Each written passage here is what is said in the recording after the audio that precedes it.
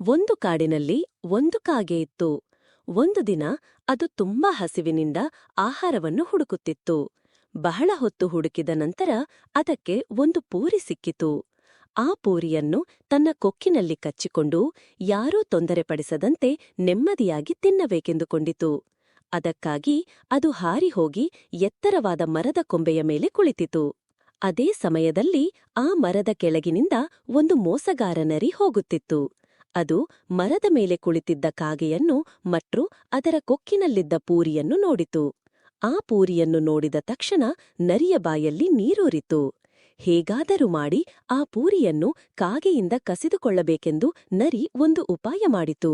ನರಿ ಮೆಲ್ಲಗೆ ಕಾಗೆಯ ಬಳಿ ಹೋಗಿ ಹೀಗೆ ಹೇಳಿತು: "ಓ ಕಾಗೆಯಾಜ, ನೀನು ಇಂದು ಎಷ್ಟು ಸುಂದರವಾಗಿ ಕಾಣುತ್ತಿದ್ದೀಯಾ? ನಿನ್ನ ಗರಿಗಳು ಕಪ್ಪಾಗಿ ಹೊಳೆಯುತ್ತಾ ಎಷ್ಟು ಪ್ರಕಾಶಮಾನವಾಗಿವೆಯೋ?" ಈ ಹೊಗಳಿಕೆಗೆ ಕಾಗೆ ತುಂಬ ಸಂತೋಷಪಟ್ಟಿತು. ನರಿ ತನ್ನ ಹೊಗಳಿಕೆಯನ್ನು ಮುಂದುವರಿಸುತ್ತಾ, "ನಿನ್ನ ರೂಪ ಇಷ್ಟು ಸುಂದರವಾಗಿರುವಾಗ ನಿನ್ನ ಕಂಠ ಇನ್ನೆಷ್ಟು ಮಧುರವಾಗಿರಬಹುದಲ್ಲ? ದಯವಿಟ್ಟು ನನಗಾಗಿ ಒಂದು ಹಾಡು ಹಾಡಬಾರದೆ?" ಎಂದು ಕೇಳಿತು. ನರಿಯ ಮಾತಿಗೆ ಕಾಗೆ ಸಂಪೂರ್ಣವಾಗಿ ಮರುಳಾಯಿತು. ತನ್ನ ಕಂಠ ಎಷ್ಟು ಅದ್ಭುತವಾದದ್ದು ಎಂದು ನರಿಗೆ ತೋರಿಸಬೇಕೆಂದುಕೊಂಡಿತು.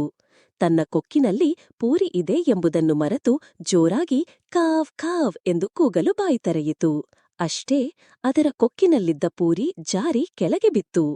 ಕೆಳಗೆ ಕಾಯುತ್ತಿದ್ದ ನರಿ ತಕ್ಷಣ ಆ ಪೂರಿಯನ್ನು ಕಚ್ಚಿಕೊಂಡು ಅಲ್ಲಿಂದ ಓಡಿಹೋಯಿತು. ತನ್ನ ಮೂರ್ಖತನಕ್ಕೆ ಕಾಗೆ ತುಂಬ ದುಃಖಪಟ್ಟು ಹಸಿವಿನಿಂದ ಉಳಿಯಿತು.